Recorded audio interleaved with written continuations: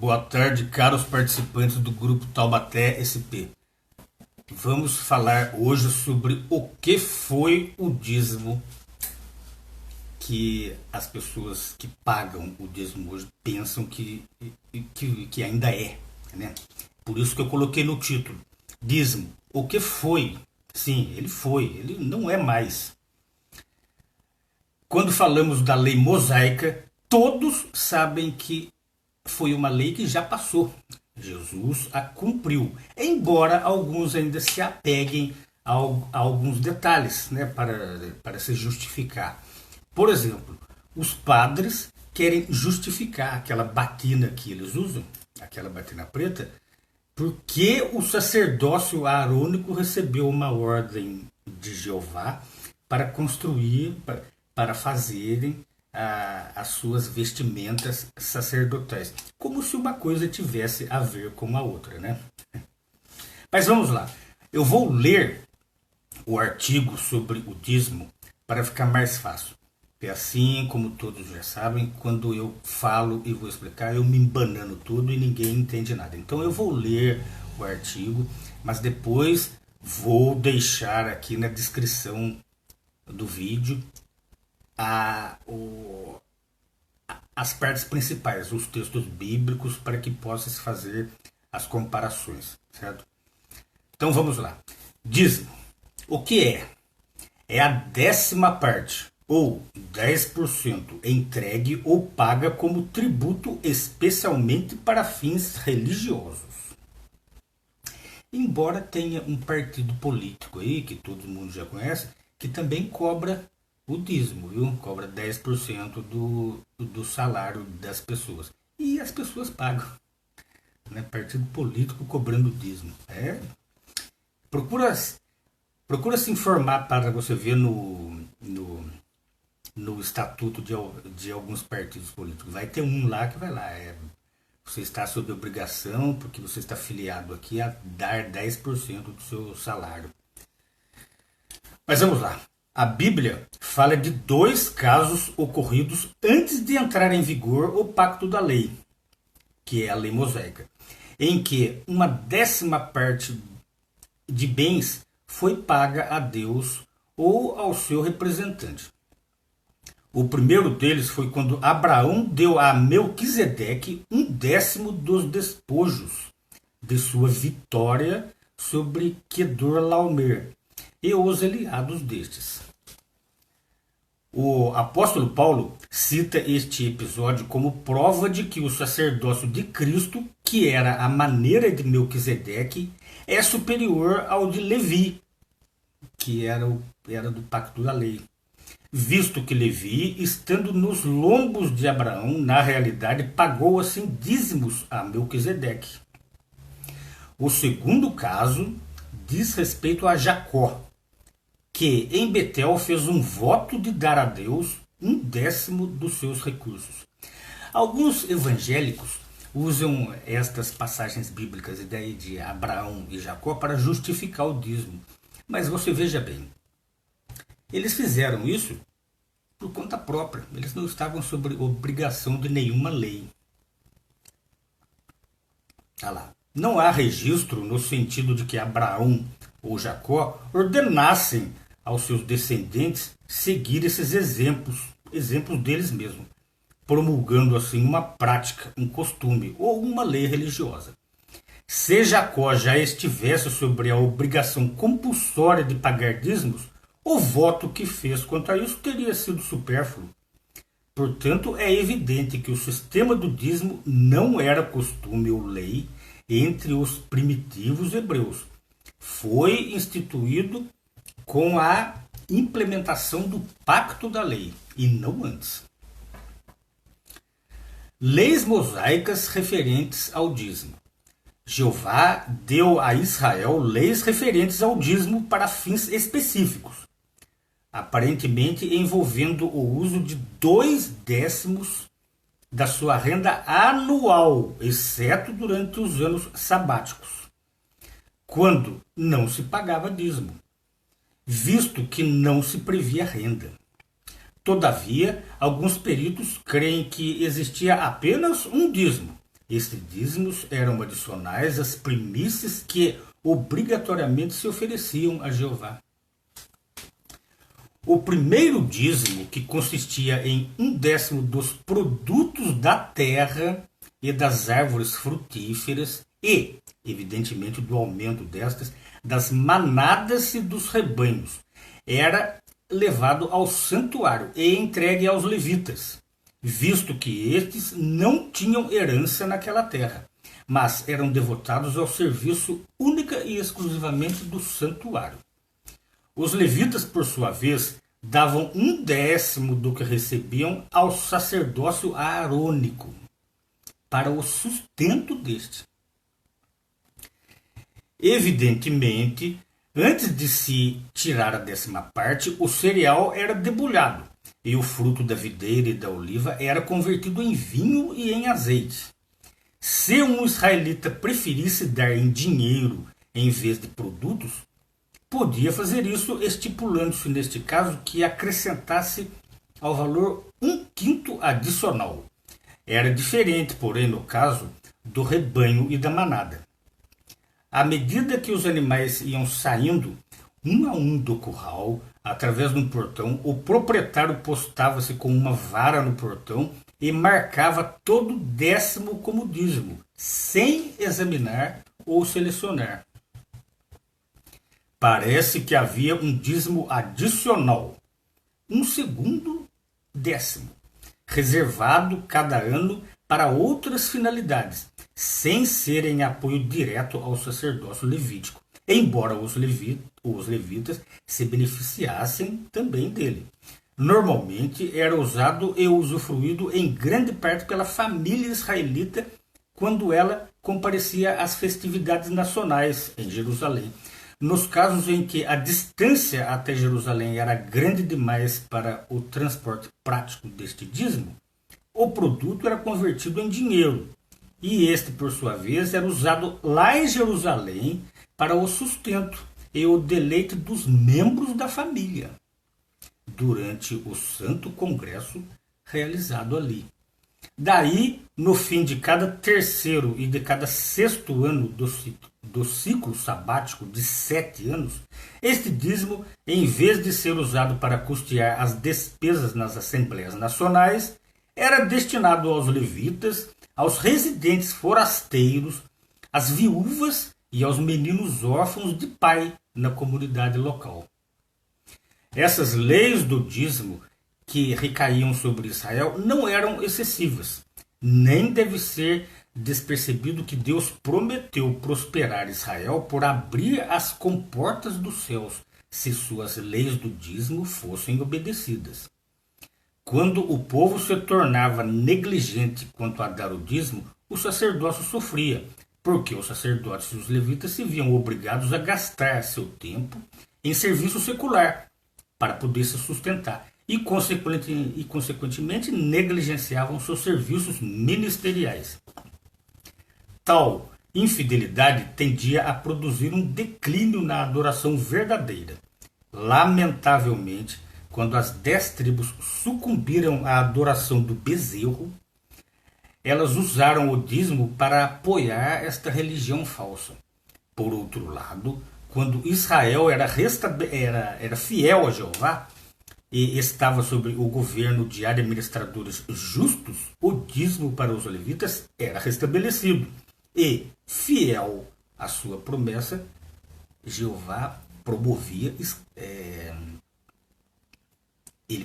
abundância entre o povo e não havia escassez. Sob a lei, não existia pena estipulada para ser aplicada à pessoa que deixasse de pagar o dízimo. Jeová colocou todos sobre obrigação moral de dar o dízimo no fim do ciclo de 3 anos de pagamento de dízimos. Exigia-se deles confessar perante ele próprio que os dízimos haviam sido pagos integralmente. Qualquer coisa retida incorretamente era considerada algo roubado de Deus. Mas essa pessoa seria punida por não fazer isso? Não, não havia punição, né? Não havia nem mesmo a censura de tal pessoa. A pessoa mesmo se censurava lá interiormente, para com ela mesma. Já no primeiro século depois de Cristo, os líderes religiosos judeus, especialmente entre os escribas e os fariseus, faziam do pagamento do dízimo e de outras obras exteriores uma ostentação centimoniosa, em forma de adoração, mas o coração deles estava muito longe de Deus. Jesus repreendeu-os por esta atitude egoísta, hipócrita, chamando atenção para a meticulosidade deles em dar o décimo até mesmo da hortelã e do endro e do cominho, algo que estavam sobre a obrigação de fazer. Contudo, ao mesmo tempo, Deus considerava os assuntos mais importantes da lei, a saber, a misericórdia e a fidelidade e a justiça. Como ilustração, Jesus contrastou o fariseu que jactanciosamente se considerava auto-justo devido às suas próprias obras de jejuar e de dar o dízimo, com o cobrador de impostos que, embora considerado insignificante pelo fariseu, humilhou-se, confessou seus pecados a Deus e implorou pela misericórdia divina. Talvez este cobrador de impostos ele não pagava direito o dízimo, ele dava o que podia, ele contava lá, talvez ele nem soubesse contar e dava lá, mas o fariseu não, o fariseu contava, ali não, tem que ser só até aqui, não pode ser, não é assim. O mais importante é a intenção do coração e não os números, sabe? Cristãos não estão sujeitos a pagar dízimos. Em nenhuma ocasião se ordenou aos cristãos do primeiro século pagar dízimos. O objetivo primário do arranjo de dízimos sob a lei era sustentar o templo e o sacerdócio de Israel. Consequentemente, a obrigação de pagar dízimos cessaria quando aquele pacto da lei mosaica chegasse ao fim, por estar cumprido por meio da morte de Cristo na estaca de tortura. É verdade que os sacerdotes levitas continuaram a servir no templo em Jerusalém até que este foi destruído em 70 da Era Comum. Mas os cristãos, a partir de 33 da Era Comum, a partir da morte de Cristo, tornaram-se parte de um novo sacerdócio espiritual, que não era sustentado por dízimos. Ou seja, se você continuasse a pagar dízimos, você estaria seguindo a tradição da lei mosaica para sustentar o sacerdócio levita e arônico, que já tinha sido substituído pelo sacerdócio de Cristo, que, por sua vez, não era sustentado por dízimos. Como cristãos, foram incentivados a dar apoio ao ministério cristão, tanto por sua própria atividade ministerial, como por contribuições materiais. Em vez de darem quantias fixas, especificadas para custear as despesas congregacionais, deviam contribuir segundo o que a pessoa tem, dando conforme tem resolvido no seu coração, não de modo ressentido, nem sob compulsão, pois Deus ama o dador animado. Foram incentivados a seguir o princípio. Os anciãos que presidem de modo excelente sejam contados dignos de dupla honra, especialmente os que trabalham arduamente no falar e no ensinar, porque a Escritura diz: não especialmente os que trabalham. Não deves assaimar o touro quando debulha o grão. Também o trabalhador é digno do seu salário. Contudo, o apóstolo Paulo deu exemplo procurando não acarretar à congregação uma carga financeira indevida. Ou seja, os cristãos de hoje em dia eles não precisam pagar dízimos. Os próprios trabalhadores, os próprios cristãos, eles se mantêm e eles se mantêm assim com o que podem, né? Tem uns que nem podem dar. Eles mantêm ali sem excessos, sem que um se sobressaia a outros. Por quê? Porque os próprios anciãos que presidem as congregações cristãs, né, eles também dão o dízimo. Eles pagam ali para manter ali aquele arranjo. Anciãos cristãos, eles são a mesma coisa do que os fiéis. Eles não são líderes, eles não são proeminentes e eles não tomam conta do dinheiro alheio. O dinheiro é da família inteira. E isso vocês podem ver. O apóstolo Paulo, ele deu aquele exemplo lá. Ele escreveu lá, ó, Atos 18:3, diz assim: e visto que tinham a mesma profissão, ficou na casa deles e trabalhou com eles, pois eram fabricantes de tendas. Ou seja, Paulo, ele tinha a mesma profissão daqueles a quem ele estava pregando. E o que ele fez? Ele ficou na casa deles e trabalhou lá junto com eles para ganhar o seu próprio sustento. E para também pagar ou ajudar na família cristã. Ele, o apóstolo Paulo, fez isso. Hoje em dia é assim que acontece. Os líderes religiosos, conforme vocês veem, eles passam necessidades financeiras, como o apóstolo Paulo passava? Não. Os